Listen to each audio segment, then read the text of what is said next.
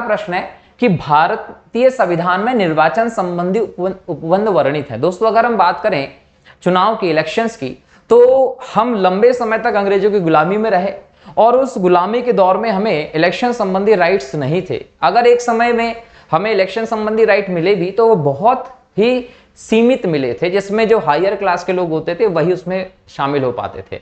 लेकिन जब हम आजादी के बाद की बात करते हैं 1947 के बाद, हमें जो मताधिकार जो है वो एक व्यवस्थित तौर पर मिलते दिखाई पड़ता है और कहीं ना कहीं इसके लिए व्यवस्था संविधान में की गई। जब हम भारतीय संविधान की बात करते हैं तो संविधान में हमें अनुच्छेद 324 से लेकर 329 के बीच में निर्वाचन संबंधी उपबंध दिखाई पड़ते हैं और कहीं ना कहीं भारत में इलेक्शन की जो भी व्यवस्था की गई है वो इसी आर्टिकल की व्यवस्था के अंतर्गत की गई है। भले वो इलेक्शन कमीशन बनने की बात हो, उसके कार्यों की बात हो, शक्तियों की बात हो या अन्य हम चीजों की बात करें, तो भारतीय संविधान में आर्टिकल 324 से लेकर 329 के बीच में निर्वाचन संबंधी सभी उपबंध जो है वो वर्णित किए गए हैं, ये ध्यान रखेंगे। ठीक है, तो एग्जाम में अगर क्वेश्चन पूछता है कि भारतीय संविधान में निर्वाचन संबंधी उपबंध कहां वर्णित है, तो आप लोगों को उत्तर होगा भारतीय संविधान के अनुच्छेद 324 से लेकर 329 के बीच में सभी उपबंध। ठीक है, अगला प्रश्न है, उससे पहले हम लोग देख लेते हैं कि ये 324 से 329 तक जो आर्टिकल इनमें क्या क्या दिया है।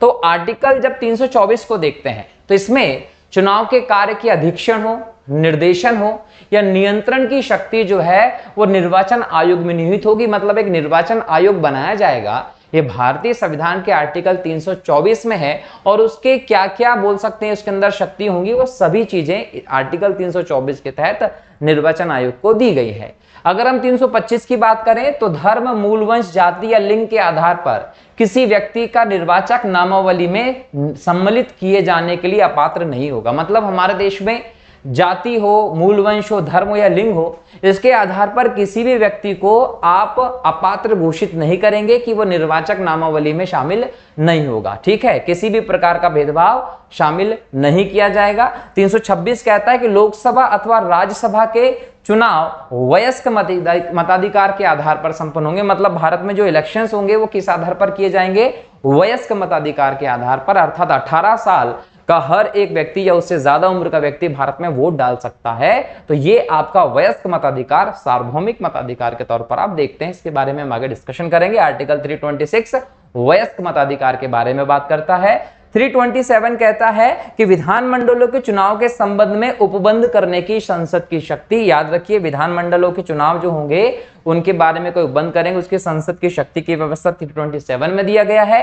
328 में राज्य विधायिका की संबंधित राज्य के अंदर चुनाव के संबंध में प्रावधान करने की शक्ति यहां पर 328 में। 327 में विधानमंडलों के संबंध में संसद की शक्ति है और 328 में राज्य विधायिका की शक्ति है राज्य के अंदर किसी भी प्रकार के इलेक्शन के संबंध में। और 329 कहता है चुनाव संबंधी मामलों में न्यायालयों के हस्तक्षेप पर रोक होगी। तो इस प्रकार की व्यवस्था आपको यहां देखने को मिलती है। 329 का पहले होता था जिसमें प्रधानमंत्री और लोकसभा अध्यक्ष के चुनाव के बारे में प्रावधान किए गए थे, लेकिन ये निरसित है, याद रखेंगे। तो 329 का निरसित है। आपको 324 से 329 तक याद करना है। अब देखिए ये आर्टिकल्स में क्या क्या दिया है, इसको शब्दशः याद कर लीजिएगा। एग्जाम में यहां से प्रश्न आएगा तो आप उसको तुरंत क्या करेंगे, जोड़ सकते हैं। ठीक है, बराबर। आगे देखें, सेकंड प्रश्न है, भारत का संविधान निम्नलिखित अनुच्छेदों में से किस एक के अंतर्गत एक निर्वाचन आयोग का प्रावधान करता है? तो याद रखेंगे भारतीय संविधान का आर्टिकल 324 जो है ये भारत में निर्वाचन आयोग के प्रावधान की व्यवस्था करता है कि भारत में एक निर्वाचन आयोग होगा। और यह भी याद रखिएगा कि जैसा मैंने कहा 324 से लेके 329 के बीच में भाग 15 जो संविधान का है इसमें आपको इलेक्शन संबंधी पूरी व्यवस्था देखने को मिलती है। और आर्टिकल 324 के अंतर्गत जिस एक निर्वाचन आयोग की बात कर रहे हैं उसको क्या बोला गया है कि ये लोकसभा के इलेक्शन करवाएगा, ये राज्य विधानमंडल जो होते हैं उनके इलेक्शंस करवाएगा, ये राष्ट्रपति के इलेक्शंस करवाएगा, ये उपराष्ट्रपति के इलेक्शन करवाएगा। तो बोला गया है कि देश में एक निर्वाचन आयोग का प्रावधान प्रावधान होगा 324 के तहत, जो लोकसभा के लिए, राज्य विधानसभा के लिए, राष्ट्रपति के लिए, उपराष्ट्रपति के लिए इलेक्शन करवाने का काम करेगा, ध्यान रखेंगे। इसके अलावा यह भी याद रखेंगे कि आर्टिकल 324 के तहत जिस इलेक्शन कमीशन की बात कर रहे हैं वो एक अखिल भारतीय संस्था होगी, अखिल भारतीय संस्था होगी, क्योंकि हमने देखा ना कि लोकसभा के लिए भी और राज्य विधानसभाओं के लिए भी पूरे देश स्तर पर जो इलेक्शंस होंगे राज्यों के और केंद्र के संसद के, वो इलेक्शंस कौन करवाएगा? वो ये 324 का इलेक्शन कमीशन करवाएगा, निर्वाचन आयोग। इसका मतलब ये एक अखिल भारतीय संस्था है। और दूसरी बात, संविधान के आर्टिकल 324 में इसका वर्णन किया गया है, इसका मतलब आप ये कहेंगे कि एक संवैधानिक संस्था है। ये क्या है? एक संवैधानिक संस्था है। और दूसरी बात ये है कि इसके कामों में कोई इंटरफेयर नहीं करता, ये अपना एक स्वतंत्र तरीके से काम करता है। तो निष्पक्ष रूप से चुनाव कराना, समय पर चुनाव कराना, बिना किसी विवाद के बेहतर तरीके से चुनाव कराना, कहीं ना कहीं आर्टिकल 24 के तहत जो निर्वाचन आयोग की बात की गई उसका एक दायित्व होगा। ये आप लोगों को ध्यान रखना। और ये दायित्व संविधान के द्वारा इस इलेक्शन कमीशन को सौंपा गया। और ये भी याद रखिएगा कि इलेक्शन कमीशन एक स्वतंत्र निकाय है। इलेक्शन कमीशन एक स्थायी निकाय के तौर पर आप देखते हैं आर्टिकल 324 के तहत। बराबर, आगे बढ़े। अगला प्रश्न है, भारत के मुख्य चुनाव आयुक्त को किसके द्वारा नियुक्त किया जाता है? जब हम भारत के मुख्य चुनाव आयुक्त की बात करते हैं तो इसकी नियुक्ति जो है दोस्तों वो राष्ट्रपति के द्वारा की जाती है, आप लोगों को ध्यान रखना है। लेकिन इसकी नियुक्ति को लेकर अभी व्यवस्थाओं में बदलाव हमें देखने को मिल रहा है। अगर हम इसको लेकर सुप्रीम कोर्ट की टिप्पणी की बात करें तो कहीं ना कहीं इसकी पूरी व्यवस्था को व्यवस्थित करने को लेकर सुप्रीम कोर्ट ने कहा था कि जब तक कि सरकार इसको लेकर कोई निश्चित कानून नहीं बना देती तब तक के लिए सुप्रीम कोर्ट ने जो व्यवस्था की है उसके अनुसार कहीं ना कहीं निर्वाचन आयोग जो होते हैं उनको चुना जाएगा। और सुप्रीम कोर्ट ने कहा था कि इसमें चीफ जस्टिस ऑफ इंडिया, सरकार, प्राइम मिनिस्टर और नेता प्रतिपक्ष जो होता है, विपक्ष का नेता, इसको मिलाकर 3 सदस्यीय एक व्यवस्था होगी जो नाम देंगे कि किसको आप चुनाव आयुक्त बनाएंगे। मतलब चुनाव आयुक्त बनाने के लिए इस प्रकार की व्यवस्था सुप्रीम कोर्ट ने दी थी। और सुप्रीम कोर्ट का यह कहना था कि जब तक सरकार कोई नई व्यवस्था इसकी जगह नहीं ला सकती तब तक के लिए यह व्यवस्था होगी। तो सरकार ने क्या किया? इस टिप्पणी के बाद लगभग हम बात करें 10 अगस्त 2023 को, 10 अगस्त 2023 को जो राज्यसभा है यहां एक विधेयक पेश कर दिया। यहां जो विधेयक पेश किया, इस विधेयक में कहा गया कि ये जो व्यवस्था है जो हमारे देश में चुनाव आयोग को बनाने की है, इसको लेकर समिति बनाई जाएगी। जो एक समिति बनाई जाएगी उस समिति में सरकार ने क्या कर दिया? याद रखिएगा कि सरकार ने इसमें सीजे को हटा दिया। सरकार ने कहा कि इसमें कानून मंत्री होगा प्लस प्राइम मिनिस्टर होंगे प्लस विपक्ष का नेता होगा। मतलब यहां पर देखिए कि जब सुप्रीम कोर्ट ने व्यवस्था की थी इसको लेकर, तो सुप्रीम कोर्ट ने यह कहा था कि सीजे, पीएम, प्रतिपक्ष के नेता जो होंगे इनको मिलाकर समिति बनेगी जो तब तक इलेक्शन कमीशन के लिए काम करेगी, व्यक्ति चुनने के लिए, जब तक कि सरकार इसको लेकर कोई व्यवस्था नहीं कर दे। तो इसको लेकर सरकार ने क्या किया? 10 अगस्त 2023 को राज्यसभा में एक बिल पेश कर दिया, विधेयक। और ये जो विधेयक पेश किया उसमें क्या कहा सरकार ने सीजे को हटा दिया और यहां पर कानून मंत्री जोड़ दिया। अब क्या बोला गया कि एक समिति होगी जिसमें प्राइम मिनिस्टर होगा, विपक्ष का नेता होगा और कानून मंत्री होगा। ये तीनों मिलकर किसको इलेक्शन कमिश्नर के तौर पर नियुक्त करना, उसको नाम निर्धारित करेंगे और उसी को बाद में राष्ट्रपति महोदय क्या करेंगे? चुनाव आयोग के तौर पर घोषित कर देंगे, नियुक्त कर देंगे। बराबर। अब यह व्यवस्था की बात की गई थी। अगर यह व्यवस्था होगी तो चीजें बहुत सारी बदलेंगी, क्योंकि इस विधेयक में कई सारी बातें चेंज हुई हैं जो उसको हम आगे जाके बात करने वाले हैं। लेकिन यह समझिए कि यह जो पूरी व्यवस्था की जाएगी, इसमें 1991 में जो एक्ट आया था जिसके तहत चुनाव आयोग की सेवा, शर्तें आदि का निर्धारण किया जाएगा, उसमें बदलाव होगा। मतलब ये 2023 का जो बिल होगा ये इसका स्थान ले लेगा और इसके तहत कहीं ना कहीं पूरी व्यवस्था में बदलाव आ जाएगा। बदलाव क्या क्या होंगे आगे हम लोग प्रश्नों के माध्यम से देखेंगे। लेकिन सबसे बड़ा बदलाव ये देखने को मिलेगा कि अभी तक जो हम 1991 के एक्ट के तहत देखते हैं, सरकार, प्राइम मिनिस्टर, मंत्री जो होते हैं, इनके परामर्श पर जिसका नाम दे दिया जाता है उसको राष्ट्रपति चुनाव आयुक्त बना देते हैं। लेकिन अब क्या होगा? 3 लोग नाम देने वाले होंगे, जिनमें प्राइम मिनिस्टर होगा, विपक्ष का नेता होगा और कानून मंत्री को शामिल किया जाएगा। इसके साथ ही कहीं ना कहीं बोल सकते हैं कि ये पूरा चुनाव आयुक्त का काम होगा। अब यहां पर विपक्ष ने इसका विरोध किया है। इसका विरोध इसलिए किया जा रहा है कि नंबर 1 तो ये कहा गया कि सरकार ने सुप्रीम कोर्ट का फैसला पलट दिया, और दूसरी तरफ इसका विरोध ये कह के किया जा रहा है कि ये कहीं ना कहीं सरकार का निर्णय कहीं ना कहीं इसमें इंटरफेयर हो जाएगा, ये बोलकर इसका विरोध किया जा रहा है। तो सबसे पहले हम देखें कि क्या सरकार ने सुप्रीम कोर्ट का फैसला बदला है? तो बिल्कुल नहीं। जब सुप्रीम कोर्ट ने कहा था कि चुनाव आयोग को लेकर व्यवस्था साफ की जाए, तो सुप्रीम कोर्ट ने कहा कि प्राइम मिनिस्टर, विपक्ष के नेता और भारत के मुख्य न्यायाधीश 3 लोगों की समिति होगी जो मुख्य चुनाव आयुक्त किसको बनाया जाना उसके नाम का निर्धारण करेंगे। लेकिन यह व्यवस्था कब तक चलेगी? जब तक सरकार इसको लेकर कोई स्थायी कानून या व्यवस्था न ले आए। जैसे ही सरकार इसके लिए कोई व्यवस्था ले आती है तो सुप्रीम कोर्ट ने जो व्यवस्था स्थापित की वो कैंसल हो जाएगी अपने आप। तो सुप्रीम कोर्ट ने जो टेम्परेरी व्यवस्था की थी उसके साथ ये भी कहा था कि सरकार कोई व्यवस्था लाएगी तो हमारी व्यवस्था खत्म हो जाएगी, तो सरकार ने वैसा ही किया। जैसे ही सरकार अगस्त 2023 में इसको लेकर विधेयक लेकर आई तो उसने सुप्रीम कोर्ट के फैसले के खिलाफ कुछ भी नहीं किया। दूसरी बात कि यहां पहले अगर हम देखें तो पहले तो एक व्यक्ति पूरा निर्णय कर लेता था, लेकिन अब क्या है, आपने विपक्ष के नेता को इसमें शामिल किया है। मतलब अगर जिस भी व्यक्ति को आप मुख्य निर्वाचन आयुक्त बनाना चाहते हैं, चुनाव आयुक्त बनाना चाहते हैं, तो उसको लेकर विपक्ष के नेता की भी कहीं ना कहीं क्या होगी, इन्वॉल्वमेंट होगी। तो ज्यादा हम ये समझें कि मनमानी होगी तो उसकी संभावनाएं नहीं है। तो ये याद रखिए कि भारत के मुख्य चुनाव आयुक्त किसके द्वारा नियुक्त किया जाएगा? तो वह राष्ट्रपति के द्वारा नियुक्त किया जाएगा। लेकिन क्या कैसे होगा? तो ये बिल पास होने के बाद, अभी तक क्या है, प्रधानमंत्री के परामर्श पर बना देते हैं, लेकिन बिल पास होने के बाद कानून मंत्री, पक्ष के नेता और प्रधानमंत्री की समिति नाम देगी, जिसको राष्ट्रपति महोदय मुख्य चुनाव आयुक्त के पद पर बिठाएंगे। अभी फिलहाल पुरानी व्यवस्था देखें 1991 के अधिनियम के तहत तो प्रधानमंत्री के परामर्श पर राष्ट्रपति के द्वारा नियुक्त की जाती है।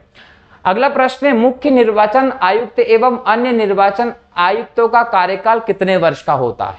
अगर हम 1991 के एक्ट के तहत देखें जो वर्तमान में है, उस अधिनियम के तहत 6 वर्ष या 65 वर्ष की आयु जो पहले हो उस समय के लिए मुख्य निर्वाचन आयुक्त और अन्य निर्वाचन आयुक्तों का कार्यकाल होता है। अब इसको करंट से अपडेट करें कि जिस प्रकार से सरकार ने विधेयक जो है राज्यसभा में पेश किया है, अगर ये विधेयक पूरी तरीके से पास हो जाता है और ये कानून का रूप ले लेता है तो ये कौन से 1991 के कानून का रूप लेगा। और जब ये पास हो जाएगा तो इसके तहत ये व्यवस्था होगी कि 6 वर्ष या 65 वर्ष तक ही मुख्य निर्वाचन आयुक्त या अन्य निर्वाचन आयुक्तों का कार्यकाल रहेगा। मतलब पहले भी 6 वर्ष और 65 वर्ष था, अब भी 6 वर्ष और 65 वर्ष रहेगा। लेकिन याद रखिए कि कोई भी व्यक्ति सिर्फ एक बार, याद रखें, एक बार ही इस पद पर नियुक्त किया जा सकता है। क्लियर। और अगर उसे त्यागपत्र देना होगा तो त्यागपत्र देने का काम भी वो राष्ट्रपति महोदय के ऑफिस के नाम पर ही करेगा। राष्ट्रपति जी को अपना त्यागपत्र देगा। अगर कभी इसको हटाना पड़ा है ना, त्यागपत्र देगा या कभी इसको हटाना पड़े तो आर्टिकल नंबर हम 324 देखते हैं। 324 का जो क्लॉज 5 है, तो ये कहा गया कि सुप्रीम कोर्ट के जज को जिस रीति से हटाया जाता है उसी रीति से आप इसको हटा सकते हैं। मतलब ये कि अगर निर्वाचन आयुक्त और मुख्य निर्वाचन आयुक्त का कार्यकाल देखें तो कितना होगा, 6 वर्ष या 65 वर्ष। नए बिल में भी इसी प्रकार की बात है, 6 वर्ष या 65 वर्ष होगा। अगर इसको इस्तीफा देना होगा तो किसको देगा, राष्ट्रपति जी को संबोधित करके इस्तीफा देगा। अगर इसको पद से हटाना होगा तो जिस प्रक्रिया से सुप्रीम कोर्ट के जज को हटाया जाता है उस प्रक्रिया से ही चुनाव आयुक्त को हटाया जा सकता है। और इसके लिए वास्तविक प्रक्रिया यह है कि जो दोनों सदन है संसद के, दोनों सदन जो संसद के हैं वहां कहीं ना कहीं विशेष बहुमत से आपको प्रस्ताव पारित करना होगा और उस प्रस्ताव के पारित होने के बाद ही ये चुनाव आयुक्त जो है वो अपने पद से हट सकते हैं। तो क्लियरली व्यवस्था है कि पहले जो व्यवस्था आपको दिखाई पड़ती थी चुनाव आयुक्त के कार्यकाल को लेकर, वो इस बिल में वैसे ही दिखाई पड़ती है। और अगर एग्जाम में आ जाए कि मुख्य निर्वाचन आयुक्त एवं अन्य निर्वाचन आयुक्त का कार्यकाल कितना होता है, तो 6 वर्ष या 65 वर्ष। नियुक्ति कौन करता है? राष्ट्रपति। और उसके अलावा ये कि इस्तीफा किसको देंगे? राष्ट्रपति को। हटाना होगा तो कैसे हटाएंगे? उसी प्रक्रिया से हटाएंगे जैसे कि सुप्रीम कोर्ट के जज को हटाते हैं, बराबर। भारत में राजनीतिक दलों को निम्नांकित में से किसके द्वारा मान्यता प्रदान की जाती है? तो भारत के निर्वाचन आयोग जो होता है उसके द्वारा ही राजनीतिक दलों को भारत में मान्यता प्रदान की जाती है। यहां तक कि उनको कौन सा चिन्ह देना है इसका निर्धारण भी किया जाता है भारत के निर्वाचन आयोग के द्वारा। अब यहां एक और चीज समझिए, अगर हम बात कर लें कि राष्ट्रीय दर्जा प्राप्त पार्टी, तो कुछ समय पहले हम देखें 2023 में इसकी लिस्ट अपडेट हुई है, तो इसमें बहुत बड़े परिवर्तन आए हैं। राष्ट्रीय दर्जा प्राप्त पार्टी की अगर हम बात करें तो इसके लिए आपको 3 शर्त पूरी करना पड़ती हैं। कितनी शर्त पूरी करना पड़ेंगी? 3 शर्तें अगर आप पूरी करते हैं तो आप राष्ट्रीय स्तर की पार्टी बन सकते हैं। जिसमें पहली शर्त क्या है? जिसमें अगर हम बात करें पहली शर्त क्या है, तो ये बोला गया कि कम से कम, क्या बोला गया है कि कम से कम 4 राज्यों में, कम से कम कितने? 4 राज्यों में लोकसभा सीट की बात करें या विधानसभा सीट की बात करें, कम से कम 4 राज्यों में आपकी पार्टी की लोकसभा सीट हो या विधानसभा सीट हो, वो होना चाहिए। और कितना?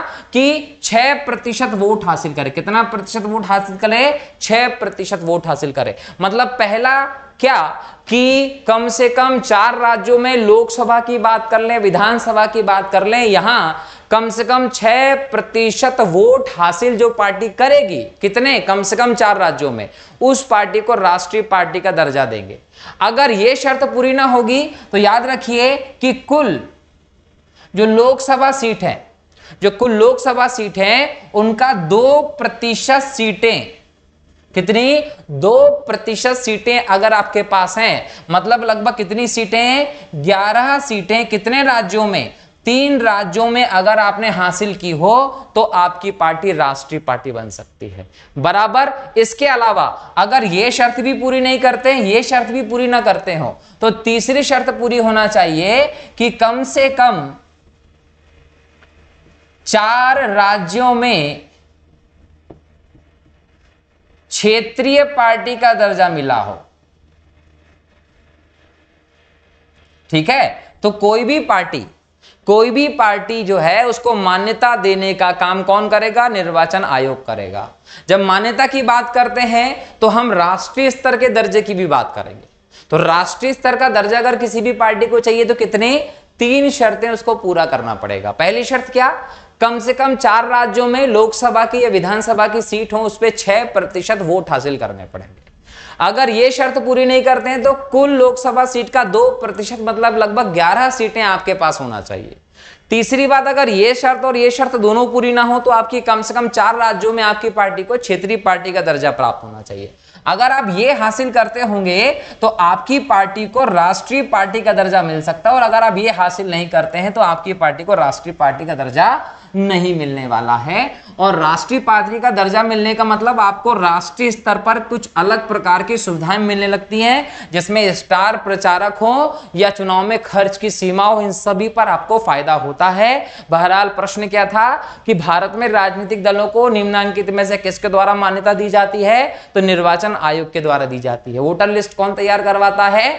निर्वाचन आयोग करवाता है। चुनाव चिन्ह कौन देता है? निर्वाचन आयोग देता है। ठीक है, यहां पर आपको list of all national parties in India दिखेगा, जिसमें आपको 6 पार्टीज के नाम देखने को मिलेंगे जो राष्ट्रीय पार्टी है। भारतीय जनता पार्टी जो 6 अप्रैल 1980 को बनी थी, बीजेपी 6 अप्रैल 1980 को बनी थी, याद रखेंगे। और दुनिया की सबसे बड़ी पार्टी के तौर पर है, भारत की सबसे बड़ी, दुनिया की सबसे बड़ी पार्टी है बीजेपी, याद रखना है। दूसरी राष्ट्रीय पार्टी है इंडियन नेशनल कांग्रेस, 28 दिसंबर 1885 को बनी थी, ध्यान रखना है।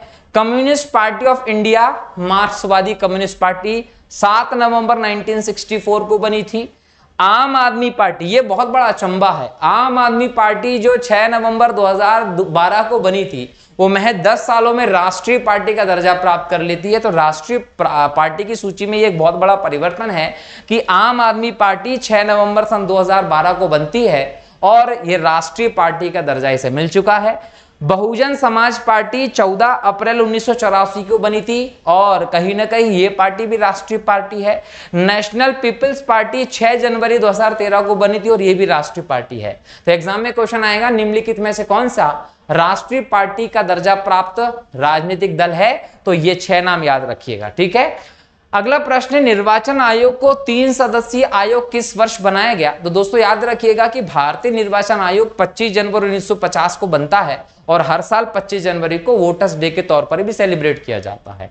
ये जो निर्वाचन आयोग रहा, ये बहुत लंबे समय तक हम देखें तो एक सदस्यीय निकाय के तौर पर दिखाई पड़ता है। इसमें केवल एक सदस्य होता था, मुख्य निर्वाचन आयुक्त वाली व्यवस्था थी, इसके अलावा दूसरा सदस्य नहीं था। लेकिन ये परंपरा 1989 तक दिखाई पड़ती है। अगर हम देखें 1950 से लगभग 15-16 अक्टूबर 1989 इसका पहला फेज था। ये पहला फेज जो था, इस फेज में आप इसको देखते हैं कैसा, एक सदस्यीय पार्टी के तौर पर देखते हैं, बराबर। अगर हम देखें यहां 16 अक्टूबर 1989 को इसमें आपने क्या कर दिया, 2 अन्य निर्वाचन आयुक्त की व्यवस्था कर दी। अब यहां क्यों जरूरत थी इसकी? तो इसके बारे में जो निर्णय लेते हैं वो राष्ट्रपति महोदय लेते हैं। राष्ट्रपति महोदय ने यहां निर्णय किया कि भाई इलेक्शन कमीशन पर दबाव और काम बहुत ज्यादा बढ़ गया है, तो जरूरत है कि यहां पर इसका विस्तार किया जाए। तो 16 अक्टूबर 1989 में इसमें सदस्य संख्या बढ़ा दी गई, 2 अन्य निर्वाचन आयोग को जोड़ दिया गया। लेकिन तीसरा बदलाव फिर आता है 1990 में। हम देखें 1990 में देखें तो वापिस पूर्व की स्थिति दिखाई पड़ती है, मतलब वापिस इसको एक सदस्यीय निकाय के तौर पर बना दिया। और 1990 के बाद फिर एक बार बदलाव आता है। 1990 में यह व्यवस्था थी, लेकिन 1990 से अक्टूबर 1993 तक अगर हम देखें, 1990 से अक्टूबर 1993 तक हम देखें तो यहां पर ये एक सदस्यीय है। दोबारा अक्टूबर 1993 से इसमें क्या कर दिया, वापिस इसको आपने 3 सदस्यीय कर दिया। इसका मतलब एक मुख्य निर्वाचन आयुक्त और 2 अन्य निर्वाचन आयुक्त के साथ बहुसदस्यीय संस्था के तौर पर आप निर्वाचन आयोग को देखते हैं। तो एग्जाम में क्वेश्चन क्या पूछेगा, निर्वाचन आयोग को 3 सदस्यीय आयोग किस वर्ष घोषित किया गया? 1989 में। 1990 में वापिस एक सदस्यीय हो गया, परंतु 1993 में फिर से इसको 3 सदस्यीय निकाय के तौर पर स्थापित कर दिया गया। तो अब निर्वाचन आयोग जो है वो एक बहुसदस्यीय निकाय के तौर पर आप देखते हैं, ये ध्यान रखना है। यहां आपको आर्टिकल नंबर 324 का क्लॉज 2 भी देखना चाहिए। आर्टिकल नंबर 324 क्लॉज 2 जो है ये यहां पर निर्वाचन आयोग की बात करता है। कहा गया है कि जो निर्वाचन आयोग होगा वो मुख्य निर्वाचन आयुक्त और जितने निर्वाचन आयुक्त जो राष्ट्रपति के द्वारा तय कर दिए जाएं उनको मिलाकर बनने वाला है। मतलब कि निर्वाचन आयोग में आर्टिकल नंबर 324 क्लॉज 2 क्या कहता है कि मुख्य निर्वाचन आयुक्त तो होगा, लेकिन और अन्य निर्वाचन आयुक्त को भी शामिल किया जाएगा जितने की राष्ट्रपति द्वारा निश्चित किए जाते हैं। तो क्वेश्चन क्लियर है, एग्जाम में जो जो पूछे आप लोग उनको क्लियर बता दीजिएगा, सब चीजें स्पष्ट नोट कर लीजिए। यदि एग्जाम में पूछे कि कब तक एक सदस्यीय था, तो अक्टूबर 1989 तक एक सदस्यीय था। एक सदस्य से ज्यादा सदस्य बहुसदस्य कब बना? 1989 से 1990 तक। 1990 से 1993 वापस एक सदस्य और 1993 से पुनः बहुसदस्यीय निकाय के तौर पर है। अगला प्रश्न है, भारत के मुख्य निर्वाचन आयुक्त का पद किसके समकक्ष होता है? तो सर्वोच्च न्यायालय के न्यायाधीश के समकक्ष होता है। अब यहां पर समझिए, भारतीय संविधान का आर्टिकल नंबर 324 क्लॉज 5, भारतीय संविधान का आर्टिकल नंबर 324 क्लॉज 5 ये व्यवस्था करता है कि जो निर्वाचन आयुक्त होता है उसको सुप्रीम कोर्ट के न्यायाधीश के समान वेतन भत्ते और आदि सुविधाएं उपलब्ध करवाई जाएंगी। तो कहीं ना कहीं अगर मुख्य निर्वाचन आयुक्त को सुप्रीम कोर्ट के न्यायाधीश के भांति वेतन भत्ते दिए जा रहे हैं, अगर सुप्रीम कोर्ट के न्यायाधीश को के हटाने की प्रक्रिया से ही आप मुख्य निर्वाचन आयुक्त को हटा रहे हैं, तो आप यही कहेंगे कि सर्वोच्च न्यायालय के न्यायाधीश के समकक्ष आप इस पद को देखते हैं। यह व्यवस्था 1991 के अधिनियम के तहत है। याद रखिएगा, 1991 के अधिनियम के तहत यह व्यवस्था की गई थी। लेकिन अगर हम 2023 के उस विधेयक की बात करें जो राज्यसभा में पेश किया गया इस मुख्य निर्वाचन आयुक्त की नियुक्ति को लेकर, तो यहां याद रखिएगा इसमें इसकी व्यवस्था को बदला है। अगर हम नए विधेयक की बात कर लें तो यहां पर यह क्लियर कहा गया है कि कैबिनेट सचिव, भारत सरकार का जो कैबिनेट सचिव होता है उसके समान वेतन भत्ते दिए जाएंगे इलेक्शन कमीशन को। तो यह समझ लीजिएगा कि अभी तक जो व्यवस्था है, अभी व्यवस्था सर्वोच्च न्यायालय के समकक्ष दिखाई पड़ती है, जिसमें उसके बराबर वेतन भत्ते बाकी आप मुख्य निर्वाचन आयुक्त को देते हैं। लेकिन अगर ये 2023 का बिल जो पेश किया गया है राज्यसभा में, ये कानून बन जाता है, पास हो जाता है, तो ध्यान रखिएगा इसमें व्यवस्था है कि मुख्य निर्वाचन आयुक्त जो होगा वो भारत सरकार के कैबिनेट सचिव के भांति वेतन भत्ते सेवा शर्तें रखने वाला होगा। क्लियर? निम्नांकित कार्यों में से कौन सा एक कार्य भारत के निर्वाचन आयोग से संबंधित नहीं है? तो मतदाता की सूची तैयार करना निर्वाचन आयोग का काम है। संसद और राज्य के विधानमंडल के चुनावों का संचालन करना यह राज्य निर्वाचन आयोग, भारत का जो निर्वाचन आयोग उसका काम है। राष्ट्रपति और उपराष्ट्रपति के पदों के लिए चुनावों का संचालन करना यह भी निर्वाचन आयोग का काम है। विधान मंडलों के चुनाव के लिए उचित उपबंध या प्रावधान करना ये निर्वाचन आयोग का काम नहीं है। तो भारत के निर्वाचन आयोग से संबंधित काम कौन सा नहीं है? डी, विधान मंडलों के चुनाव के लिए उचित उपबंध या प्रावधान करना। अगला प्रश्न है, राष्ट्रपति का चुनाव निम्न में से किसके द्वारा संचालित किया जाता है? तो राष्ट्रपति का चुनाव जो है वो भारत के निर्वाचन आयोग के द्वारा होता है। और राष्ट्रपति के इलेक्शन की हम बात करें तो भारतीय संविधान के आर्टिकल नंबर 55 में राष्ट्रपति के निर्वाचन की रीति की व्यवस्था की गई है, जिसमें कहा गया है कि राष्ट्रपति का जो चुनाव होगा वो अप्रत्यक्ष रूप से होगा और राष्ट्रपति का इलेक्शन एकल संक्रमणीय मत पद्धति से होगा। समान अनुपातिक मत प्रणाली का इसमें प्रयोग किया जाएगा। याद रखेंगे, आर्टिकल नंबर 55 भारत के राष्ट्रपति के निर्वाचन की रीति की व्यवस्था करता है और भारत के निर्वाचन आयोग के द्वारा भारत के राष्ट्रपति का इलेक्शन संपन्न करवाया जाता है। निम्न में से किसका संबंध भारत के चुनाव आयोग से नहीं है? क्या निर्वाचन के समय दलों व उम्मीदवारों के लिए आचार संहिता निर्मित करना? बिल्कुल, आचार संहिता निर्मित करने का काम निर्वाचन आयोग का है, तो ये निर्वाचन आयोग से संबंधित काम है। चुनाव चिन्ह आवंटित करना, पार्टियों को चुनाव चिन्ह भी निर्वाचन आयोग देता है। चुनाव की वैधता का निपटारा करना, ये अगर हम देखें तो यहां पर थोड़ा सा समझने वाली बात है। और चुनाव शांतिपूर्ण ढंग से संपन्न करना, ये निर्वाचन आयोग का काम है कि चुनाव शांतिपूर्ण ढंग से हो। अगर हम चुनाव की वैधता की निपटारा की बात करें तो इसको लेकर आर्टिकल नंबर 71 अगर हम देखें, आर्टिकल नंबर 71 देखें तो अगर राष्ट्रपति के इलेक्शन में, उपराष्ट्रपति के इलेक्शन में किसी भी प्रकार की कोई प्रॉब्लम होती है तो सुप्रीम कोर्ट इस प्रकार के निपटारे को करेगा। और जब भी हमारे देश में चुनाव की वैधता संबंधी कोई दिक्कत होगी तो उसका निपटारा कौन करेगा? न्यायालय के द्वारा किया जाता है। तो सी आपका उत्तर है, जो चुनाव आयोग से संबंधित नहीं है। अगला प्रश्न है, संसद के सदस्य की निर्भरताओं से संबंधित प्रश्न विनिश्चय करते समय राष्ट्रपति निम्नलिखित में से किससे परामर्श लेता है? भारत के निर्वाचन आयोग से परामर्श लेगा राष्ट्रपति कि संसद के सदस्यों की निर्भरताओं का संबंध का प्रश्न हो। तो भारतीय संविधान के आर्टिकल नंबर 102 के तहत इस प्रकार की व्यवस्था है, जहां कहा गया है कि संसद सदस्यों की नियोक्ता से संबंधित विनिश्चय कैसे होंगे? तो भारत के निर्वाचन आयोग से कहीं ना कहीं परामर्श करके राष्ट्रपति इस पर निर्णय लेता है।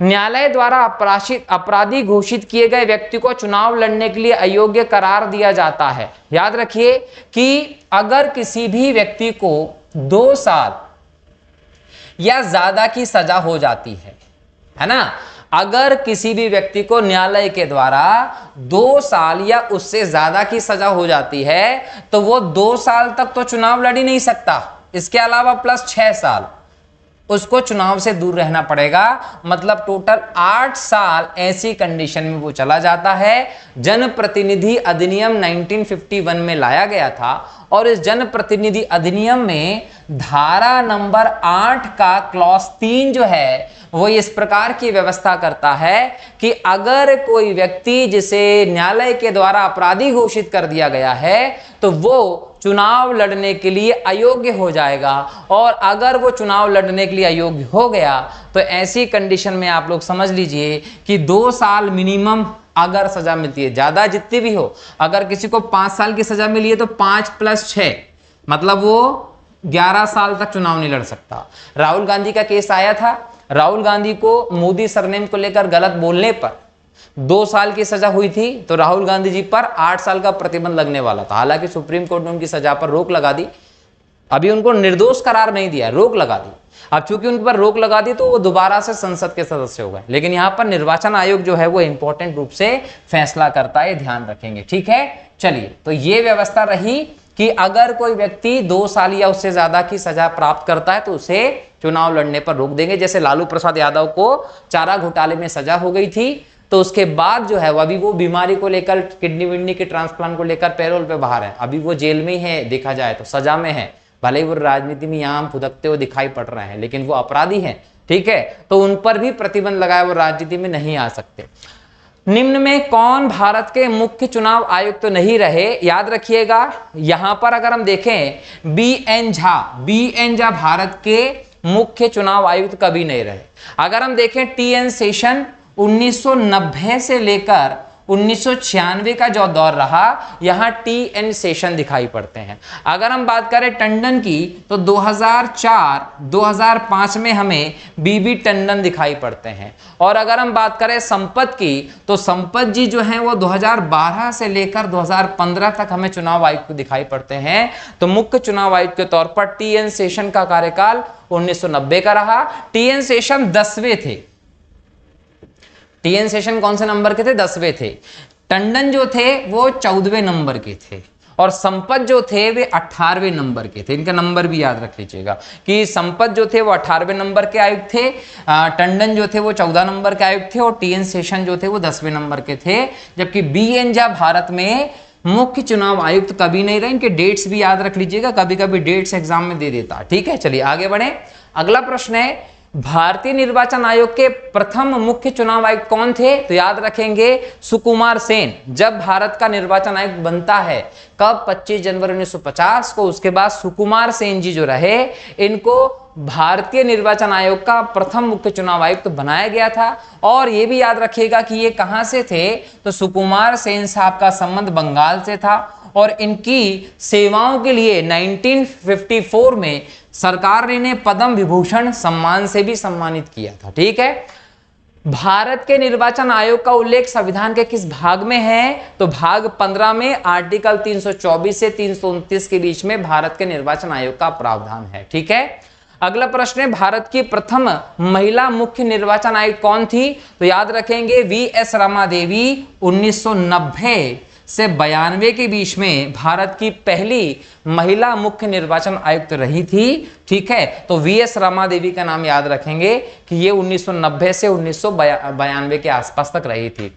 वर्तमान में भारत के मुख्य चुनाव आयुक्त कौन है? तो याद रखेंगे राजीव कुमार जी। श्री राजीव कुमार जो हैं ये वर्तमान में भारत के मुख्य चुनाव आयुक्त हैं। कितने सदस्यीय संस्था है चुनाव आयुक्त? 3 सदस्यीय संस्था है, और यहां आपको राजीव कुमार का नाम दिखाई पड़ रहा है मुख्य चुनाव आयुक्त के तौर पर। और अगर हम देखें तो अनूप चंद्र पांडे सहयोगी अन्य चुनाव आयुक्त हैं, और अरुण गोयल भी अन्य चुनाव आयुक्त के तौर पर दिखाई पड़ेंगे। तो अनूप पांडे और अरुण गोयल अन्य चुनाव आयुक्त हैं, जबकि राजीव कुमार जी मुख्य चुनाव आयुक्त के तौर पर दिखाई पड़ते हैं। अब यहां पर सुशील चंद्रा का नाम भी दिखता है, अचल कुमार ज्योति का नाम भी दिखता है, और शरद अरविंद बोबड़े का नाम भी दिखता है। तो याद रखिएगा कि सुशील चंद्रा जो रहे वो अप्रैल 2021 तक आपको भारत में मुख्य चुनाव आयुक्त के तौर पर दिखाई पड़ते हैं। अगर हम यहां पर बात कर लें अचल कुमार ज्योति की, तो अचल कुमार ज्योति 2017-2018 के बीच में आपको दिखाई पड़ते हैं। किस तौर पर दिखाई पड़ते हैं? तो 2017-18 में अचल कुमार ज्योति जी थे, ये भारत के मुख्य चुनाव आयुक्त के तौर पर मौजूद थे। ठीक है, आगे बढ़े। अगला प्रश्न है, निम्न में से कौन सा चुनाव भारत के निर्वाचन आयोग के द्वारा संपादित नहीं किया जाता है? तो लोकसभा का चुनाव भारत का निर्वाचन आयोग करवाता है, राज्यसभा का चुनाव भारत का निर्वाचन आयोग करवाता है, राष्ट्रपति का चुनाव भारत का निर्वाचन आयोग करवाता है, स्थानीय निकायों का चुनाव बात करें तो वो भारत का निर्वाचन आयोग नहीं करवाता।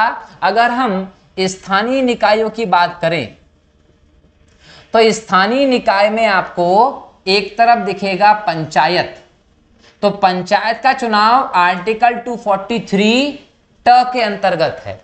ठीक है, और दूसरी तरफ आपको दिखाई पड़ेगा नगर पालिका का चुनाव, तो नगर पालिका के लिए आर्टिकल 243 के अंतर्गत प्रावधान किए हैं। तो एक तरफ हम देखें तो भाग 9 में पंचायत, भाग 9 में नगरीय स्थानीय स्वशासन की बात की गई है। जब नगरीय स्वशासन की बात करेंगे तो 243 और अगर हम पंचायत की बात करेंगे तो 243 के अंतर्गत प्रावधान किया गया है। तो स्थानीय निकायों की जो इलेक्शन की व्यवस्था है वो 243 के तहत अलग से की गई है, जो राज्य सरकार के अंतर्गत आने वाला मामला है कि स्थानीय निकायों के चुनाव की जो संपूर्ण व्यवस्था होगी वो राज्य निर्वाचन आयोग के द्वारा किया जाएगा। हम उसको डिटेल में पढ़ेंगे, मध्य प्रदेश का राज्य निर्वाचन आयोग के बारे में डिटेल में हम लोग पढ़ने वाले हैं। ठीक है,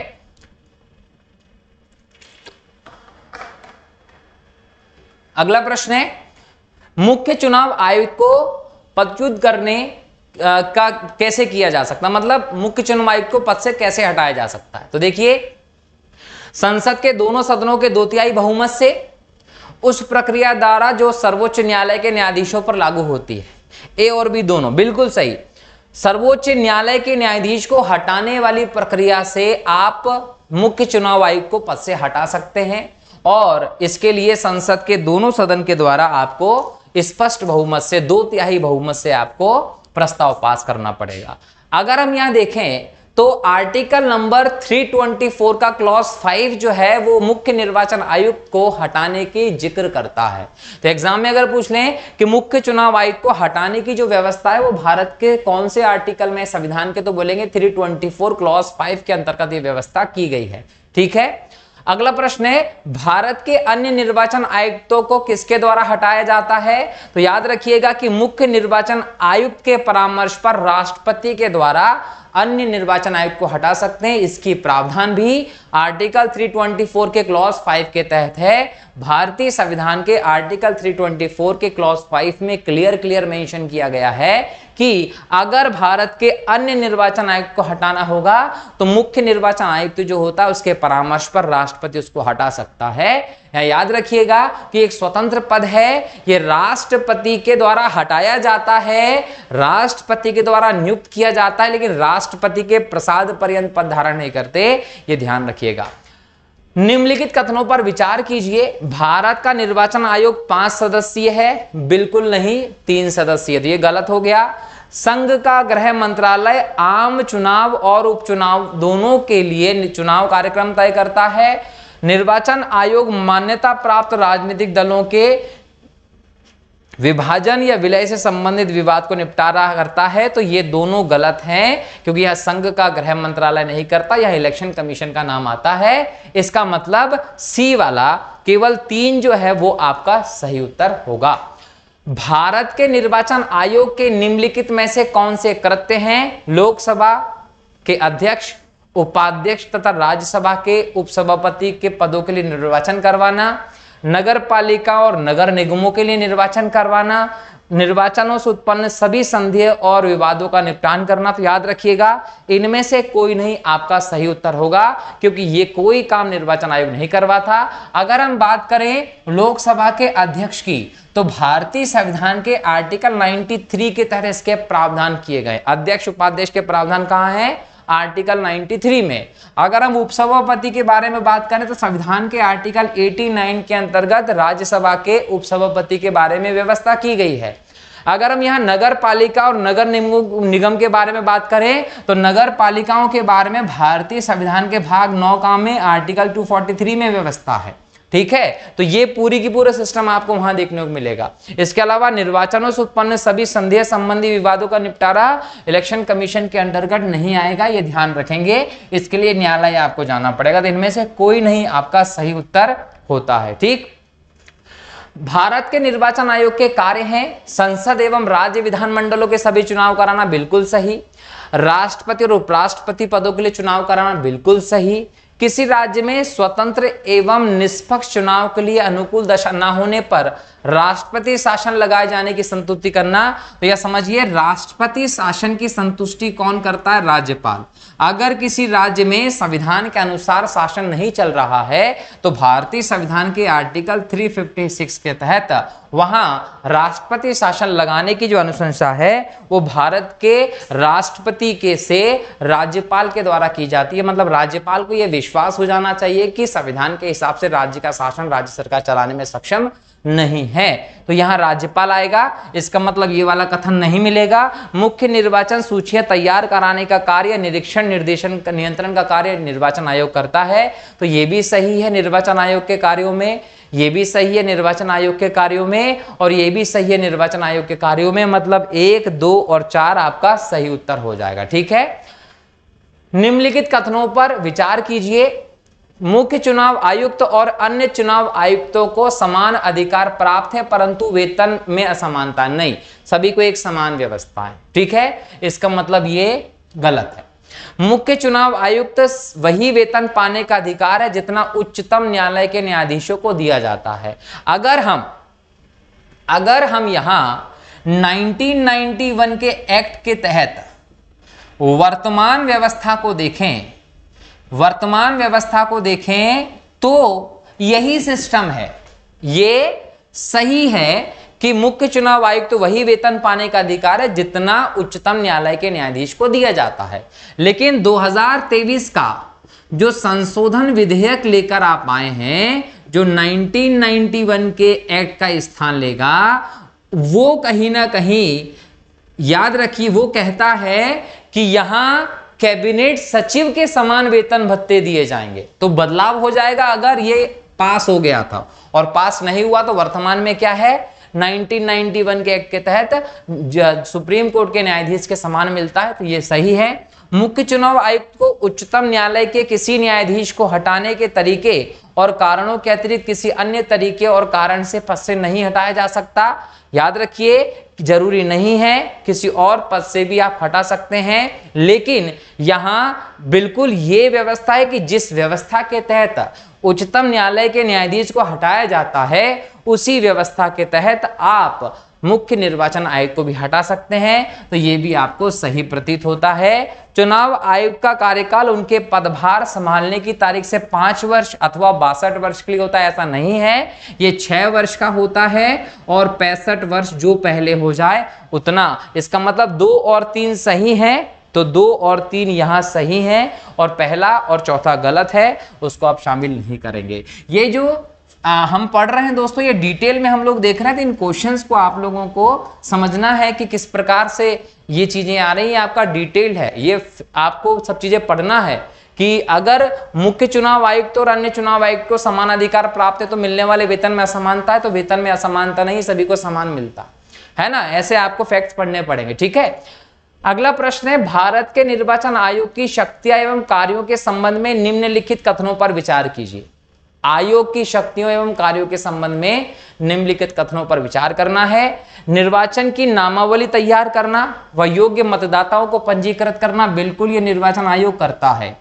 राजनीतिक दलों को मान्यता देना और चिन्ह आवंटित करना, यह भी निर्वाचन आयोग करता है।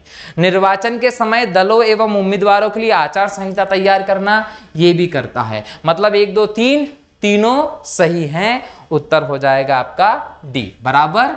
चलिए आगे बढ़े। अगला प्रश्न है, भारत के निर्वाचन आयोग के संबंध में निम्नलिखित कथनों पर विचार कीजिए। विचार करते हैं। अनुच्छेद 324 के तहत संसदीय चुनावों, विधानसभा के चुनावों, राष्ट्रपति के चुनाव, उपराष्ट्रपति के पदों हेतु चुनाव की देखरेख, निर्देश व नियंत्रण का अधिकार चुनाव आयोग को प्राप्त है। बिल्कुल सही। यह एक अखिल भारतीय आयोग है, पूरे भारत के लिए एक ही आयोग है। बिल्कुल सही। मुख्य चुनाव आयुक्त एवं अन्य चुनाव आयुक्तों की नियुक्ति राष्ट्रपति करता है। बिल्कुल सही। निर्वाचन आयोग की सलाह पर राष्ट्रपति क्षेत्रीय प्रादेशिक आयुक्तों की नियुक्ति करता है। बिल्कुल सही। इसका मतलब कि सभी की सभी सही है, उपरोक्त सभी आपका उत्तर हो जाएगा। एग्जाम में इसमें से पर्टिकुलर कोई क्वेश्चन दे दे तो भी आप लोगों को पता होना चाहिए। अगला प्रश्न है, किसी वयस्क नागरिक को धर्म, जाति, वर्ग, संप्रदाय अथवा लिंग भेद के कारण मताधिकार से वंचित नहीं किया जा सकता है। यह उपबंध संविधान के किस अनुच्छेद में है? तो संविधान के अनुच्छेद 325 में यह कहा गया है कि धर्म, जाति, वर्ग, संप्रदाय के आधार पर किसी को वोट देने के अधिकार से वंचित नहीं किया जा सकता। संसद एवं राज्य विधानमंडलों के चुनाव संबंधी विषयों में न्यायालय के हस्तक्षेप पर रोक संविधान के किस अनुच्छेद के तहत है? तो अनुच्छेद 329 के तहत संसद या विधानमंडलों के चुनाव में न्यायालय के हस्तक्षेप पर रोक लगा दी गई है। निम्नलिखित में से कौन सा मंत्रालय भारत के निर्वाचन आयोग की नोडल एजेंसी के तौर पर काम करता है? निर्वाचन आयोग के ऊपर हायर जो एजेंसी है वो कौन सी है? विधि एवं न्याय मंत्रालय काम करता है। ठीक है। निम्न में से कौन भारत के मुख्य चुनाव आयुक्त नहीं रहे हैं? देखो, सुकुमार सेन की बात करूं तो 1950 से लेकर 1958 तक ये रहे और इनकी सेवाओं के लिए 1954 में पद्म भूषण से भी सम्मानित किया गया था। भारत के पहले मुख्य चुनाव आयुक्त कौन थे? तो सुकुमार सेन थे, जो बंगाल से थे। टी.एन. शेषन की जब बात करता हूं तो टी.एन. शेषन जो है वो हमें 1996 के आसपास की व्यवस्था में दिखाई पड़ते हैं। अगर मैं रमा देवी की बात करूं तो 1990 से 92 के बीच में रमा देवी हमें दिखाई पड़ती हैं। मतलब यहाँ प्रशांत शर्मा ऐसा नाम दिखाई पड़ता है जो कि चुनाव आयुक्त के पद पर कभी नहीं रहा है, तो प्रशांत शर्मा आपका उत्तर हो जाएगा। अगला प्रश्न है रिंगिंग। रिंगिंग का मतलब होता है चुनाव में धांधली, बूथ कैप्चरिंग। निर्वाचन रद्द करने का अधिकार निम्न में से हिंसा व अन्य अनियमितताओं के आधार पर किसके पास है? निर्वाचन आयोग ऐसी कोई भी व्यवस्था आपको देखने को मिलेगी तो निर्वाचन रद्द कर सकता है। ठीक है। भारत का निर्वाचन आयोग निम्न में से किस प्रकार का निकाय है? तो भारत का निर्वाचन आयोग के लिए भारतीय संविधान के भाग 15 में आर्टिकल 324 से 329 के बीच में प्रावधान है और 324 के तहत भारत में संवैधानिक निकाय के तौर पर आप निर्वाचन आयोग को देखते हैं। याद रखिए, संवैधानिक निकाय उनको कहा जाता है जिनका प्रावधान भारत के संविधान में है, जैसे कि वित्त आयोग हुआ, लोक सेवा आयोग हुआ, ओबीसी कमीशन हुआ, एसटी/एससी कमीशन हुआ। ये सभी संवैधानिक संस्थाएं, क्योंकि इनके बारे में संविधान में व्यवस्था है तो संवैधानिक निकाय है। गैर संवैधानिक वो होते हैं जो संविधान के विरुद्ध होते हैं और सांविधिक निकाय वो होते हैं जो संविधान के आदर्शों के हिसाब से होते हैं, लेकिन संसद के द्वारा कोई कानून बनाकर इसकी व्यवस्था की गई। जब संसद के द्वारा कानून बनाकर व्यवस्था की जाती है तो उसे आप सांविधिक निकाय कहते हैं। ठीक है। जैसे कि महिला आयोग, महिला आयोग का जो आदर्श है वो आपको संविधान में मिलता है, लेकिन महिला आयोग का प्रावधान संविधान में कहीं नहीं। आदर्श है, प्रावधान नहीं है। भारत की संसद ने 1990 में इसको लेकर एक अधिनियम पास किया और कानून बनाकर महिला आयोग की व्यवस्था की है, तो वो एक सांविधिक निकाय के तौर पर आपके सामने होता है। अगला प्रश्न है, किस संविधान संशोधन के बाद से मताधिकार की आयु 21 वर्ष से घटाकर 18 वर्ष कर दी गई है?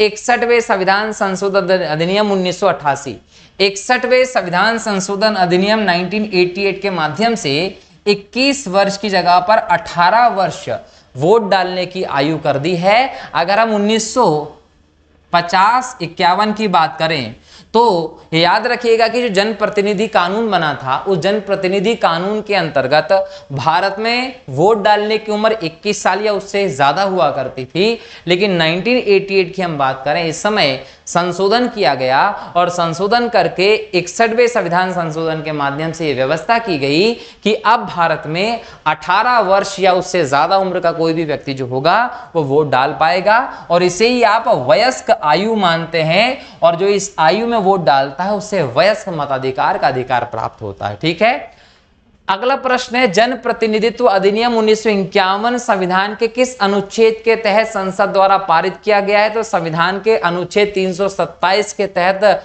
जन प्रतिनिधि अधिनियम 1951 पास किया गया है। भारत में निर्वाचन आयोग के लिए अभी तक कितने परिसीमन आयोगों का गठन किया गया है? तो भारत में अब तक 4 परिसीमन आयोगों का गठन किया गया है। भारतीय संविधान का आर्टिकल नंबर 82 परिसीमन आयोग की व्यवस्था करता है। बोला गया है कि हर जनगणना के बाद समायोजन के लिए परिसीमन आयोग बनाएंगे, जिसके हिसाब से संसद में आपकी या विधानसभाओं में सीटों में क्या परिवर्तन आया उसको सेट किया जाता है। तो अब तक हमारे देश में 4 बार परिसीमन आयोग बना है। सबसे पहली बार हम देखें तो 1952 में परिसीमन आयोग बनाया गया था। उसके बाद देखें तो 1963 में परिसीमन आयोग बनाया गया। उसके बाद 1973 में परिसीमन आयोग बनाया गया और उसके बाद 2002 में परिसीमन आयोग बनाया गया। मतलब लेटेस्ट परिसीमन आयोग अगर हम देखें तो वो 2002 में बना। उसके बाद ये व्यवस्था कर दी गई थी कि 2026 तक परिसीमन का काम नहीं होगा। 2023 चल रहा है, 2 साल के बाद 2026 जैसे ही आएगा तो उसके दौरान आपको परिसीमन आयोग बनाने की व्यवस्था को देखना होगा। तो परिसीमन आयोग 2026 में बनेगा, 5वां। अब तक कितने बन चुके हैं? 4 बन चुके हैं और ये राष्ट्रपति के द्वारा बनाया जाता है। आर्टिकल नंबर 82 इसकी आज्ञा देता है। निम्नलिखित कथनों पर विचार कीजिए। भारत के निर्वाचन आयोग के मुख्य निर्वाचन आयुक्त को उच्चतम न्यायालय के न्यायाधीश के वेतन के बराबर वेतन दिया जाता है। बिल्कुल सही है, क्योंकि ये पद उच्चतम न्यायालय के न्यायाधीश के समकक्ष पद है। दूसरा है, भारत के निर्वाचन आयोग के मुख्य निर्वाचन आयुक्त का कार्यकाल पद ग्रहण की तारीख से 6 वर्ष की अवधि या 65 वर्ष जो भी पहला हो तब तक होगा। यह भी बिल्कुल सही है। एक चुनाव आयुक्त किसी भी समय मुख्य चुनाव आयुक्त को संबोधित स्वहस्ताक्षरित लेख द्वारा अपना त्यागपत्र दे सकता है। नहीं, त्यागपत्र हर हाल में राष्ट्रपति को संबोधित करके ही दिया जाता है। तो तीसरा वाला सही नहीं है, पहला और दूसरा आपका सही प्रतीत होता है। तो इस प्रकार से आप ऐसे उत्तर लगा सकते हैं, ध्यान रखना है। ठीक है, चलिए अगला प्रश्न देखते हैं। अगला प्रश्न, देश में स्वतंत्र और निष्पक्ष चुनाव संपन्न कराने हेतु कौन जिम्मेदार है? भारत का निर्वाचन आयोग इसके लिए जिम्मेदार है। इसीलिए इसको एक संवैधानिक संस्था के तौर पर आप देखते हैं, एक स्वतंत्र निकाय के तौर पर आप देखते हैं, अखिल भारतीय निकाय के तौर पर आप देखते हैं, जिसके पास पर्याप्त शक्तियां मौजूद हैं इसके संबंध में। भारत में मत देने का अधिकार है। वोटिंग राइट आपका एक वैधानिक अधिकार है। जन प्रतिनिधि अधिनियम 1951 के तहत भारत में वैधानिक अधिकार के तौर पर आप मत देने के अधिकार को देखते हैं, ये ध्यान रखिएगा। भारत में मताधिकार और निर्वाचित होने का अधिकार मिलता है जन प्रतिनिधि अधिनियम 1951 के तहत। परिसीमन आयोग का मुख्य कार्य क्या होता है? विगत जनगणना के आधार पर चुनाव क्षेत्रों की सीमा का निर्धारण करना, सीटों में क्या बदलाव हो रहा है क्या नहीं, उन सब चीजों का निर्धारण परिसीमन आयोग का काम होता है। चुनाव आयोग द्वारा राजनीतिक दलों के पंजीकरण की व्यवस्था की गई है। जनप्रतिनिधि अधिनियम 1951 के तहत ही राजनीतिक दलों के पंजीकरण की व्यवस्था होती है। प्रथम परिसीमन आयोग का गठन कब किया गया था? 1952 में पहले परिसीमन आयोग का गठन किया गया था। निम्न में से कौन सा सुमेलित है? एक तरफ परिसीमन आयोग और एक तरफ उसका वर्ष दिया गया है। प्रथम परिसीमन आयोग 1952, दूसरा परिसीमन आयोग 1963, तीसरा परिसीमन आयोग 1973 या 1975 दिया है। ये सुमेलित नहीं है क्योंकि यहाँ 1973 आएगा और चौथा परिसीमन आयोग 2002 में बनाया गया। निर्वाचन आयोग की शक्तियों को विस्तारित किया गया है जनप्रतिनिधि अधिनियम 1951 के तहत। इलेक्ट्रॉनिक वोटिंग मशीन का सबसे पहला प्रयोग किस राज्य में किया गया था? तो सबसे पहले केरल का जो पारूर विधानसभा क्षेत्र है, केरल का जो पारूर विधानसभा क्षेत्र है, यहाँ 1982 में, कब? 1982 में पहली बार इलेक्ट्रॉनिक वोटिंग मशीन ईवीएम का प्रयोग किया गया है। तो ईवीएम का प्रयोग सबसे पहले केरल में किया गया था। ईवीएम से पूर्ण आम चुनाव किस वर्ष संपन्न कराए गए थे? तो ईवीएम पहले पूरी तरीके से प्रयोग में नहीं आया। कुछ कुछ क्षेत्रों में इसका प्रायोगिक तौर पर प्रयोग शुरू हुआ था, सबसे पहले केरल में 1982 में, लेकिन पूरी तरीके से 2004 के वो चुनाव थे जब वो पूरी तरीके से ईवीएम से संपन्न कराए गए थे। वीवीपैट मशीन का सबसे पहले प्रयोग किस राज्य में हुआ था? वीवीपैट मशीन वो है कि जैसे ही आप वोट देने के लिए बटन दबाते हो, जिस भी पार्टी को वोट देते हो, तो उसके बाद पास में एक मशीन होती है, आपका वोट कास्ट सही हुआ कि नहीं हुआ इसके लिए वीवीपैट मशीन एक पर्ची निकाल कर देती है। तो पर्ची मशीन के तौर पर आप वीवीपैट मशीन को देखते हैं, जिसका सबसे पहला प्रयोग 2013 के चुनाव में नागालैंड में किया गया था। वीवीपैट मशीन का निर्माण किसके द्वारा होता है? तो भारत इलेक्ट्रॉनिक्स लिमिटेड और इलेक्ट्रॉनिक कॉर्पोरेशन ऑफ इंडिया दोनों मिलकर वीवीपैट मशीन का निर्धारण करते हैं। लोकसभा एवं राज्यसभा के लिए चुनाव की अधिसूचना किसके द्वारा जारी की जाती है? राष्ट्रपति के द्वारा जारी की जाती है। विधानसभा एवं विधान परिषद के चुनाव के लिए अधिसूचना किसके द्वारा जारी की जाती है? तो राज्यपाल के द्वारा जारी की जाती है। 21वीं शताब्दी के प्रारंभ में भारत का मुख्य निर्वाचन आयुक्त कौन था? तो 21वीं शताब्दी की बात करें तो सन 2000 के आसपास हम देखें तो ये 21वीं शताब्दी का प्रारंभ था, और इस समय अगर हम देखें मनोहर सिंह गिल जो हैं वो 1996 से 2001 तक मुख्य निर्वाचन आयुक्त रहे अटल बिहारी वाजपेयी जी के समय। तो 21वीं शताब्दी के भारत का पहला मुख्य निर्वाचन आयुक्त मनोहर सिंह गिल थे। अगर हम जेम्स माइकल लिंगदेव की बात करें, देखो मनोहर जी जो थे वो 11वें नंबर के थे, जेम्स माइकल जो थे वो 12वें नंबर के थे, जो 2001 से लेकर 2004 तक मुख्य निर्वाचन आयुक्त रहे। टीएस कृष्णमूर्ति 13वें नंबर के थे, और कृष्णमूर्ति जी 2004-5 में मुख्य निर्वाचन आयुक्त रहे। और बीबी टंडन की बात करें तो 2005 के आसपास हम देखें तो ये हमें दिखाई पड़ते हैं बीबी टंडन जी मुख्य निर्वाचन आयुक्त के तौर पर। तो ये 11वें थे, ये 12वें थे, ये 13 नंबर के, 14 नंबर के थे, लेकिन 21वीं शताब्दी के पहले थे मनोहर सिंह गिल। ठीक है, आगे बढ़े। अगला प्रश्न है, सुशील चंद्रा कौन से क्रम के मुख्य निर्वाचन आयुक्त रहे हैं? तो 24वें नंबर के थे। ठीक है, वर्तमान में कौन भारतीय निर्वाचन आयोग में शामिल नहीं है? तो याद रखेंगे राजीव कुमार वर्तमान में मुख्य निर्वाचन आयुक्त हैं, अरुण गोयल अन्य निर्वाचन आयुक्त हैं, अनूप चंद्र पांडे अन्य निर्वाचन आयुक्त हैं, सुनील अरोरा जो है वो इसमें शामिल नहीं है। भारतीय निर्वाचन आयोग की स्थापना कब की गई थी? 25 जनवरी 1950 को भारतीय निर्वाचन आयोग की स्थापना की गई थी, जिसको देश में निष्पक्ष और शांतिपूर्ण चुनाव करवाने की जिम्मेदारी सौंपी गई। और भारतीय संविधान के भाग 15 में आर्टिकल 324 से 329 के बीच में एक संवैधानिक संस्था के तौर पर पर्याप्त अधिकार देकर एक स्वतंत्र अखिल भारतीय और निष्पक्ष निकाय के तौर पर चुनाव आयोग की स्थापना 25 जनवरी 1950 को की गई थी, और हर साल 25 जनवरी को आप वोटर्स डे के तौर पर सेलिब्रेट करते हैं। भारतीय निर्वाचन आयोग का सचिवालय कहाँ स्थित है? नई दिल्ली में है। लोकसभा एवं प्रत्येक राज्य की विधानसभा के लिए निर्वाचन वयस्क मताधिकार के आधार पर होगा। यह उपबंध संविधान के किस अनुच्छेद में है? अनुच्छेद नंबर 326 के तहत वयस्क मताधिकार की बात की गई है। विधायिका द्वारा चुनाव के संबंध में संसद में कानून बनाने की शक्ति संविधान के किस अनुच्छेद में है? अनुच्छेद नंबर 327 में है। किस राज्य के विधानमंडल को उनके चुनाव के लिए कानून बनाने की शक्ति संविधान के किस अनुच्छेद में है? तो कोई भी राज्य का विधानमंडल जो होगा वो चुनाव के लिए कानून शक्ति जो है बना सकता है, उसकी 328 के तहत संविधान शक्ति देता है। भारतीय निर्वाचन आयोग को पुनः 3 सदस्यीय आयोग कब बनाया गया? अक्टूबर 1993 से भारतीय निर्वाचन आयोग को बहुसदस्यीय संस्था के तौर पर 3 सदस्यीय निकाय के तौर पर स्थापित किया गया, और तब से अब तक ये 3 सदस्यीय संस्था है। ठीक है, निम्नलिखित में से कौन सा कथन सत्य है? याद रखिए, संविधान में निर्वाचन आयोग के सदस्यों की योग्यता कानूनी, शैक्षिक, प्रशासनिक, न्यायिक निर्धारित नहीं है।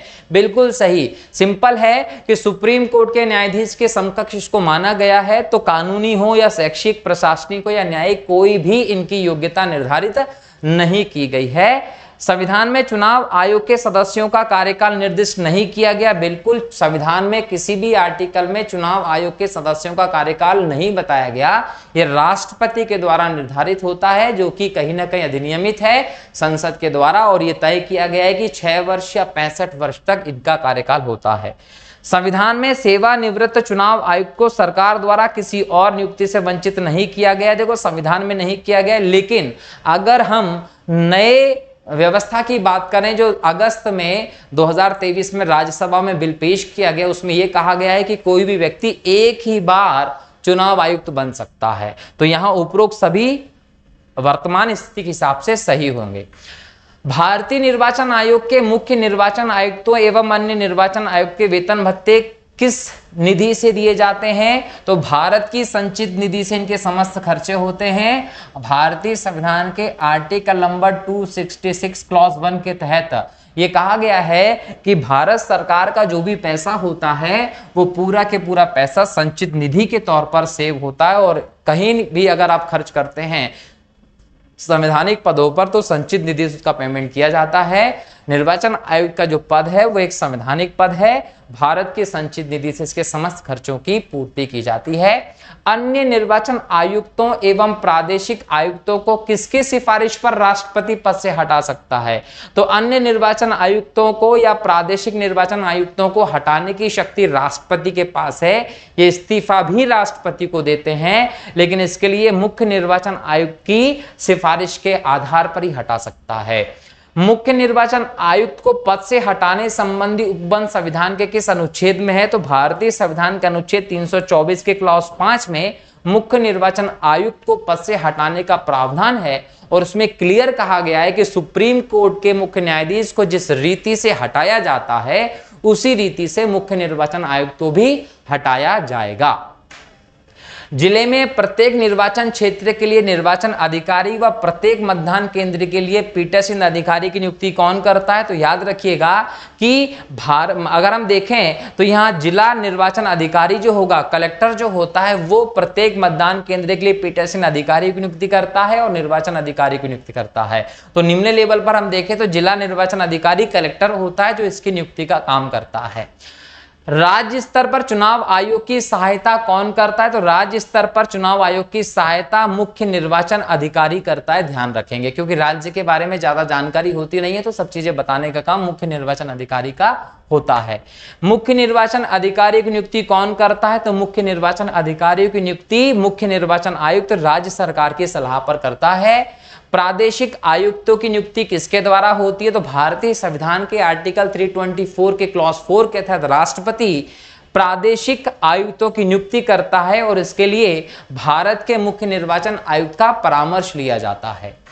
निर्वाचन आयुक्तों व प्रादेशिक आयुक्तों की सेवा शर्तें व पदावधि किसके द्वारा निर्धारित होती हैं? तो आर्टिकल 324 के क्लॉज 4 के तहत ही राष्ट्रपति के द्वारा इनकी सेवा शर्तें आदि का निर्धारण होता है। निम्नलिखित कथनों पर विचार कीजिए। चुनाव आयुक्त एक अखिल भारतीय संस्था, बिल्कुल सही। जो भारत का चुनाव आयोग है वो एक अखिल भारतीय संस्था है। संसद के चुनाव हो या राज्य विधानमंडलों के चुनाव हो, पूरे भारत में निर्वाचन आयोग केंद्रीय निर्वाचन आयोग के द्वारा ही होते हैं। राज्यों में होने वाले पंचायत व निगम चुनावों से उसका कोई संबंध नहीं है, बिल्कुल सही है। जो राज्य के इलेक्शंस होते हैं वो राज्य सरकार के द्वारा बनाए जाने वाले राज्य निर्वाचन आयोग का दायित्व होता है, इसका केंद्रीय निर्वाचन आयोग से कोई संबंध नहीं है। निर्वाचन आयुक्तों की सेवा शर्तों तथा पदावधि का निर्धारण राष्ट्रपति के द्वारा किया जाता है, बिल्कुल सही है। संविधान में ना तो इनकी सेवा शर्तों के बारे में कुछ कहा गया है और ना ही इनकी पदावधि के बारे में कुछ कहा गया है, लेकिन फिर भी हम कहते हैं कि इन्हें सुप्रीम कोर्ट के न्यायाधीश के भांति वेतन भत्ते मिलेंगे और इनकी पदावधि 6 वर्ष या 65 वर्ष होगी, तो ये राष्ट्रपति के द्वारा निर्धारित है, संविधान में वर्णित नहीं है। प्रादेशिक आयुक्तों की सेवा शर्तें तथा पदावधि राज्यपाल के द्वारा निर्धारित होती है, बिल्कुल नहीं। आर्टिकल 324 के क्लॉज 4 के तहत इन सेवा शर्तों का निर्धारण या पदावधि का निर्धारण राष्ट्रपति के द्वारा होता है। तो यहाँ चौथा गलत है, पहला, दूसरा, तीसरा सही है। ए आपका उत्तर हो जाएगा। अगला प्रश्न है, निम्न कथनों पर विचार कीजिए। अखिल भारतीय स्तर पर मुख्य निर्वाचन आयुक्त की नियुक्ति राष्ट्रपति के द्वारा की जाती, बिल्कुल सही। अगर हम यह देखें तो राष्ट्रपति के द्वारा ही अखिल भारतीय स्तर पर जो निर्वाचन आयुक्त होगा उसकी नियुक्ति की जाती है। हमेशा यही व्यवस्था है। अगर हम 1991 के तहत व्यवस्था देखें तो भी राष्ट्रपति ही करता है, और 2023 में जो नया बिल संसद में लेकर आई है सरकार, उसके तहत भी राष्ट्रपति के द्वारा नियुक्ति होगी। लेकिन 2023 में थोड़ा सा बदलाव हुआ है। 1991 के तहत जो व्यवस्था है उस व्यवस्था में देखा जाए तो व्यवहारिक तौर पर प्राइम मिनिस्टर के परामर्श पर ही राष्ट्रपति मुख्य निर्वाचन आयुक्त को नियुक्त कर देते हैं। लेकिन इस व्यवस्था पर क्वेश्चन मार्क लगाया गया, विपक्ष ने जब इसका विरोध किया तो उसके बाद सुप्रीम कोर्ट की एक टिप्पणी होती है। सुप्रीम कोर्ट कहता है कि सीजेआई को मिला लीजिए, प्राइम मिनिस्टर को मिला दीजिए और विपक्ष के नेता को मिला लीजिए, ये तीनों मिलकर मुख्य निर्वाचन आयुक्त किसको बनाना उसका नाम देंगे और उसको राष्ट्रपति नियुक्त करेंगे। अब ये व्यवस्था में सुप्रीम कोर्ट ने क्लियर कहा था कि जब तक सरकार कोई व्यवस्था ना कर दे तब तक ये चलेगा। सरकार ने क्या किया, अगस्त 2023 में एक बिल राज्यसभा में पेश कर दिया जिसमें क्या कहा गया कि prime minister, law minister plus विपक्ष का नेता मिलकर किसको मुख्य निर्वाचन आयुक्त बनाना उसका नाम राष्ट्रपति को देंगे, उसको राष्ट्रपति निर्वाचन आयुक्त बनाएंगे। मतलब हर एक कंडीशन में राष्ट्रपति के द्वारा नियुक्ति होगी। अभी भी राष्ट्रपति करते हैं और बाद में भी राष्ट्रपति करेंगे।